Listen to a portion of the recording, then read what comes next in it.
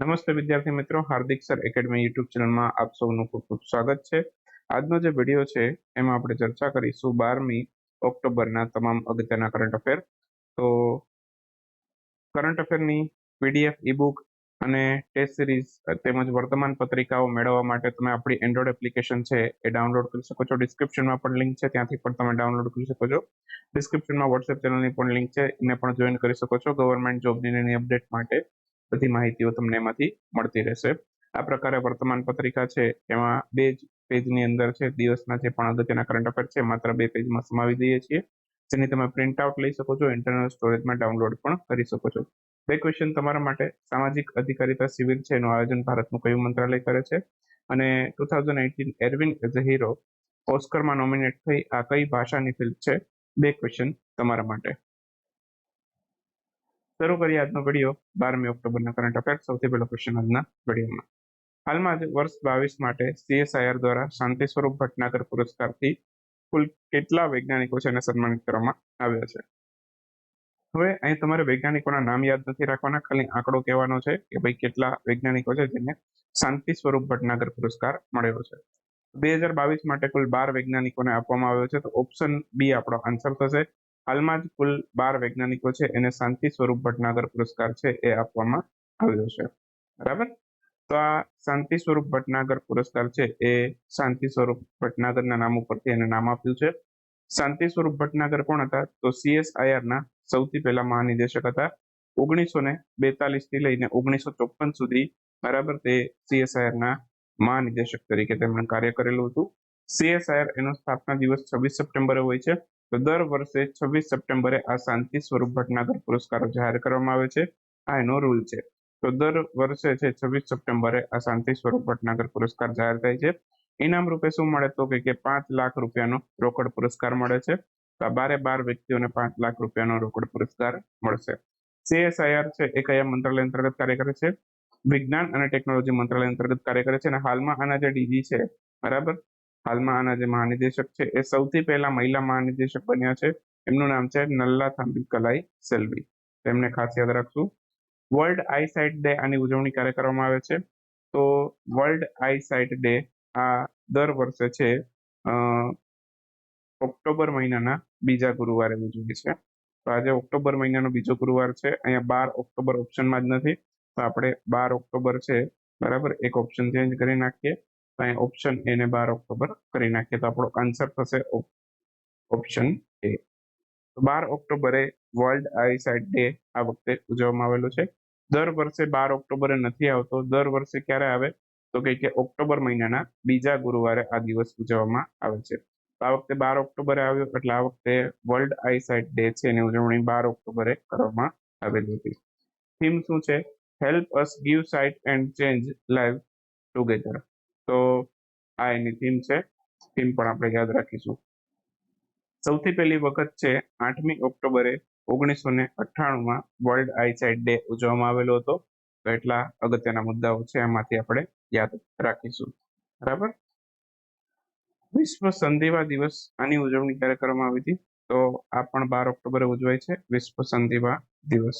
તો વિશ્વ સંધિવા, જેને વર્લ્ડ અર્થરિટીસ ડે તરીકે પણ ઓળખવામાં આવે છે, અર્થરિટીસ ડે, ઓકે, જેને ગુજરાતીમાં સંધિવા કહીએ છીએ, તો 12 ઓક્ટોબરે ઉજવાય છે। સૌથી પહેલી વખત 1996માં આ દિવસ ઉજવાયેલો। આની થીમ શું છે? Living with RMD at all stages of life. તો એની 2023 માટેની થીમ છે। કેન્દ્રીય જળ આયોગ એમના દ્વારા જાહેર કરવામાં આંકડા પ્રમાણે ઓગસ્ટ 2023માં કુલ કેટલા વરસાદ નોંધાયો? જો ઓગસ્ટ 23 સુધીના આંકડા છે, કેન્દ્રીય જળ આયોગ એટલે કે સેન્ટ્રલ વોટર કમિશન છે, બરાબર, એમના દ્વારા જાહેર કરવામાં આવે છે ઓગસ્ટ 2023 સુધીના આંકડા। તો એ આંકડા પ્રમાણે ભારતમાં જે વરસાદ નોંધાયો છે એ 162 નોંધાયો છે, બરાબર। જરૂરિયાત કેટલી છે? પડવો કેટલો જોઈએ? તો 255 જેટલો પડવો જોઈએ। એની કમ્પેરમાં પડ્યો કેટલો? તો કે 162 તો આ વખતે ઘણી પાણીની શોર્ટેજ થવાની સંભાવના છે, બરાબર। જરૂરિયાત કરતા ઘણો ઓછો વરસાદ છે આ વર્ષે પડ્યો છે। તો કેન્દ્રીય જળ આયોગ છે એમણે જાહેર કરેલા આંકડા પ્રમાણે 31 ઓગસ્ટ 2023 સુધીમાં ભારતનો 150 જળાશયો છે એમાં 113 બિલિયન ક્યુબિક મીટર જેટલો જળ સંગ્રહ થયો છે, જે કેટલો છે તો કે કુલ ક્ષમતાના 63% જેટલો છે. એટલે જેટલી જરૂરિયાત છે એના 63% જેટલું જ પાણી સંગ્રહ થયું છે. બરાબર. તો ઓગસ્ટ 2023ના અંતિમ 120 વર્ષને જોવા જઈએ તો અત્યારે સૌથી ઓછો વરસાદ છે આ વર્ષે નોંધાયો છે. કુલ 255 ની જેટલો વરસાદ હોવો જોઈએ એની સરખામણીમાં 162 જેટલો વરસાદ નોંધાયો છે. બાકી જળશક્તિ મંત્રાલય એમને જાહેર કરેલા આંકડા પ્રમાણે ભારતની અંદર અત્યારે 13 કરોડ જેટલા નળથી જળ કનેક્શન પ્રદાન કરી દીધા છે.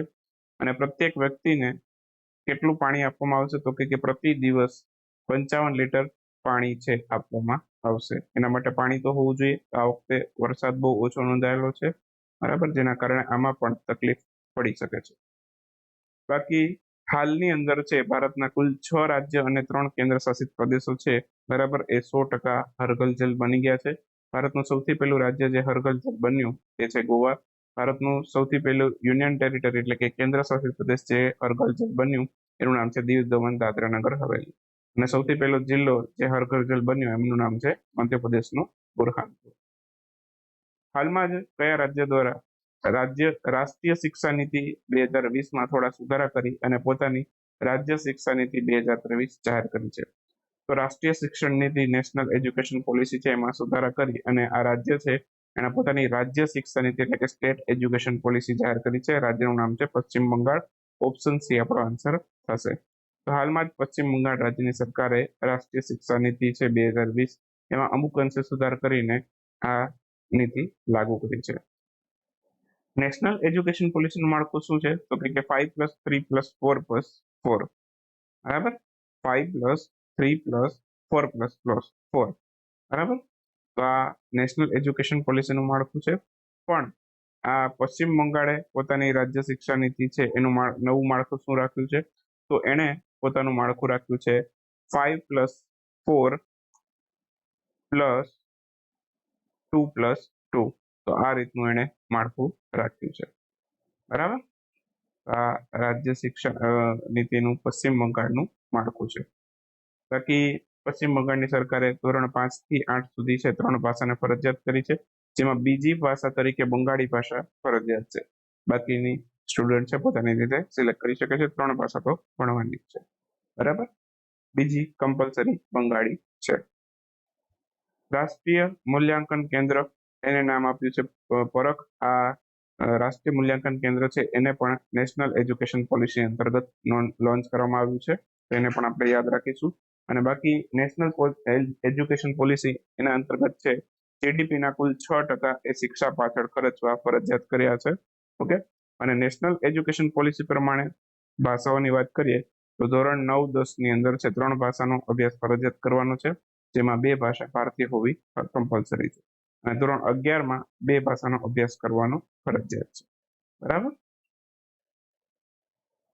હાલમાં જ સોનાના આભૂષણો પર હોલમાર્કિંગનું 3જું સંશોધન આદેશ 2023 છે એના માધ્યમથી ફરજિયાત હોલમાર્કિંગના 3જા ચરણને અધિસૂચિત કરવામાં આવ્યું છે. આ હોલમાર્કિંગ યોજના કોના અંતર્ગત કાર્ય કરે છે તો ઓપ્શન આપેલા છે તમને. હોલમાર્કિંગ BIS અંતર્ગત આ કરવામાં આવે છે. BIS નું પૂરું નામ થાય ભારતીય માનક બ્યુરો, બરાબર. તો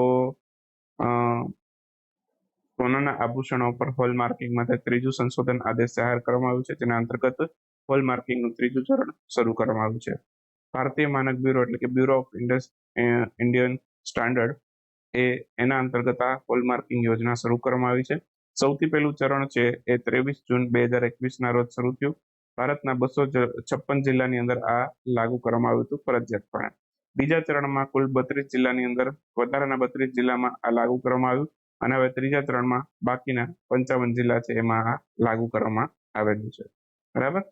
હોલમાર્કિંગ માટે ફરજિયાત હોલમાર્કિંગ કયા કયા આભૂષણો ઉપર કરવાના રહેશે તો સોનાનું 14 કેરેટ, ત્યારબાદ 18 કેરેટ અને 22 કેરેટના જે આભૂષણો છે તો એના ઉપર ફરજિયાત હોલમાર્કિંગ અનિવાર્ય કર્યું છે.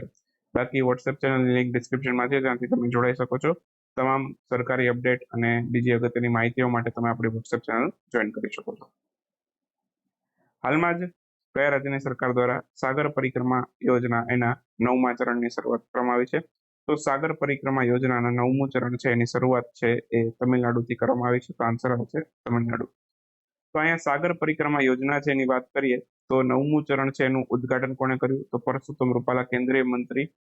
આ કયા મંત્રાલયના મંત્રી છે? તો કે મત્સ્ય પશુપાલન ડેરી ઉદ્યોગ મંત્રાલયના મંત્રી છે. અને આ સાગર પરિક્રમા યોજના કયા મંત્રાલય અંતર્ગત કાર્ય કરે છે? તો આ પણ મત્સ્ય પશુપાલન અને ડેરી મંત્રાલય અંતર્ગત કાર્ય કરતી યોજના છે. સાગર પરિક્રમા યોજના એનું 9મું ચરણ ક્યાંથી શરૂ થયું? તો કે તમિલનાડુમાં ક્યાંથી? તો કે રામનાથપુરમથી. તમિલનાડુ અને પુડુચેરીના તમામ જિલ્લાઓને કવર કરશે. બાકી સાગર પરિક્રમાનું સૌથી પહેલું ચરણ ક્યાંથી શરૂ થયું એ યાદ રાખજો. 9મું તમિલનાડુમાં, સૌથી પહેલું ગુજરાતના માંડવીથી પોરબંદર સુધી. માંડવીથી શરૂ થયું, પોરબંદરમાં સમાપ્ત થયું હતું. સાગર પરિક્રમા યોજના શું છે? તો માછીમારો એને પોતાના અધિકાર પ્રત્યે જાગૃત કરે, સરકારી યોજનાઓ અને નીતિઓ છે એના પ્રત્યે માહિતી આપે છે. તો આ માછીમારો છે એને જાગૃત કરવા માટે આ સાગર પરિક્રમા યોજના છે એ કરવામાં આવે છે. એક પ્રધાનમંત્રી મત્સ્ય સંપદા યોજના પણ ચર્ચામાં રહી હતી, એને પણ યાદ રાખજો. આ પણ આ મંત્રાલય અંતર્ગત કાર્ય કરતી યોજના છે અને આના અંતર્ગત છે 2024-25 સુધીમાં 220 લાખ ટન જેટલી માછલીનું ઉત્પાદન કરવાનો લક્ષ્યાંક છે. બરાબર.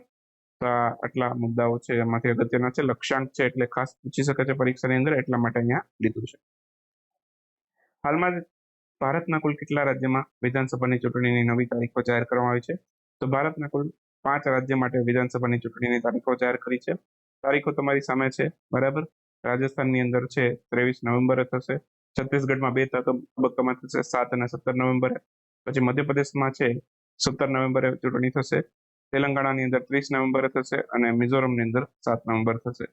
તો અહીંયા 2 તબક્કામાં માત્ર છત્તીસગઢની અંદર આયોજન થાય છે, બાકી બધા રાજ્યની અંદર છે 1 તબક્કાની અંદર આયોજન થઈ જશે. રિઝલ્ટ ક્યારે આવશે? તો 3 ડિસેમ્બરે છે રિઝલ્ટ આવશે. બરાબર. 3 ડિસેમ્બરે છે ચૂંટણીનું પરિણામ જાહેર કરવામાં આવશે દરેક રાજ્ય માટે. બરાબર. તો કુલ 5 રાજ્ય છે. બરાબર. રાજસ્થાન, છત્તીસગઢ, મધ્યપ્રદેશ, તેલંગાણા અને મિઝોરમ. ફરી એક વખત 5 રાજ્ય કયા કયા છે? રાજસ્થાન, છત્તીસગઢ, મધ્યપ્રદેશ, તેલંગાણા અને મિઝોરમ. રાજસ્થાનમાં 200 સીટ વિધાનસભાની સીટોની સંખ્યા કેટલી? 200. છત્તીસગઢમાં 90, મધ્યપ્રદેશમાં 230, તેલંગાણામાં 119 અને મિઝોરમમાં 40. ફરી એક વખત રાજસ્થાનમાં કેટલી સીટો? 200, છત્તીસગઢમાં 90, મધ્યપ્રદેશની અંદર 230, તેલંગાણામાં 119 અને મિઝોરમમાં 40. બસ આટલી વસ્તુઓ છે એમાંથી યાદ રાખવાની છે. બાકી ભારતના મુખ્ય ચૂંટણી કમિશનરને યાદ રાખી લો, રાજીવ કુમાર. થોડાક મને ક્વેશ્ચન જોઈ લઈએ. હાલમાં જ કયા રાજ્યની ફણીગીરીની કલાકૃતિઓ જે ઈસવીસન પૂર્વે 200 થી ઈસવીસન પૂર્વે 400 વર્ષ જૂની છે તેને ન્યુયોર્કમાં મેટ્રોપોલિટન મ્યુઝિયમ ઓફ આર્ટ્સમાં પ્રદર્શિત કરવામાં આવી હતી? કયા રાજ્યની છે? તેલંગાણા રાજ્યની છે. હાલમાં જ કયા દેશમાં 6.8ની તીવ્રતાનો ભૂકંપ આવ્યો? તો મોરોક્કોની અંદર આ ભૂકંપ આવેલો છે 6.8ની તીવ્રતાનો. ચર્ચામાં રહેલ ગ્લોબલ સ્ટોક ટેક રિપોર્ટ છે આ કોના દ્વારા જાહેર કરવામાં આવ્યું? તો આ UNFCCC દ્વારા જાહેર કરવામાં આવ્યું છે. કયા રાજ્યની સુકાપાઈકા નદી છે એને પુનર્જીવિત કરવાની યોજના બનાવવામાં આવી રહી છે? ઓડિશા રાજ્યની નદી છે સુકાપાઈકા, એને પુનર્જીવિત કરવામાં આવશે. નોર્થ ઈસ્ટ ઇન્ડિયા ફેસ્ટિવલ એનું 17મું સંસ્કરણનું આયોજન કયા દેશમાં કરવામાં આવ્યું? તો ઇટલીના મિલાન ખાતે નોર્થ ઈસ્ટ ઇન્ડિયા ફેસ્ટિવલનું આયોજન કરવામાં આવ્યું છે. આયોજન કોણ કરે છે? North East institute of fashion technology આનું આયોજન કરે છે. હાલમાં જ કયા રાજ્યની સરકાર દ્વારા ટ્રાન્સજેન્ડરને ઓબીસી વર્ગમાં સામેલ કરી 1000 રૂપિયાનું પેન્શન આપવામાં આવશે? એક મધ્યપ્રદેશે પણ ઓબીસીને ટ્રાન્સજેન્ડરને ઓબીસીમાં દાખલ કર્યા હતા, એટલે કે એની અંદર સમાવેશ કર્યા હતા. અહીંયા ઝારખંડ છે, ઝારખંડે પણ ઓબીસીને અંદર છે ટ્રાન્સજેન્ડરને ઓબીસીની અંદર સમાવ્યા, પણ સાથે સાથે 1000 પેન્શન આપવાની પણ જાહેરાત કરી. બરાબર. તો એટલું આમાં ડિફરન્સ છે. ભાઈએ ઓબીસીમાં સમાવ્યા, ઝારખંડે 1000 રૂપિયા પેન્શનની પણ જાહેરાત કરી, તે મધ્યપ્રદેશે નથી કરી. Centre for monitoring Indian economy દ્વારા જાહેર કરવામાં આંકડા પ્રમાણે છે બેરોજગારી દર ઓગસ્ટ 23 માટે કેટલો રહ્યો છે? ઓગસ્ટ 23 માટે 8.1% હતો, સપ્ટેમ્બરમાં 7.1% થઈ ગયો. બરાબર. તો ઓગસ્ટ સપ્ટેમ્બર 2ના આંકડા છે. બરાબર. 2 યાદ રાખી લેજો. અહીંયા 12 ઓક્ટોબરના કરંટ અફેર સમાપ્ત કરીએ. મળીએ 13મી ઓક્ટોબરના કરંટ અફેરમાં. ત્યાં સુધી રજા લઈએ. આવજો. Bye bye. Good night. શુભરાત્રી. Thank you for watching star education.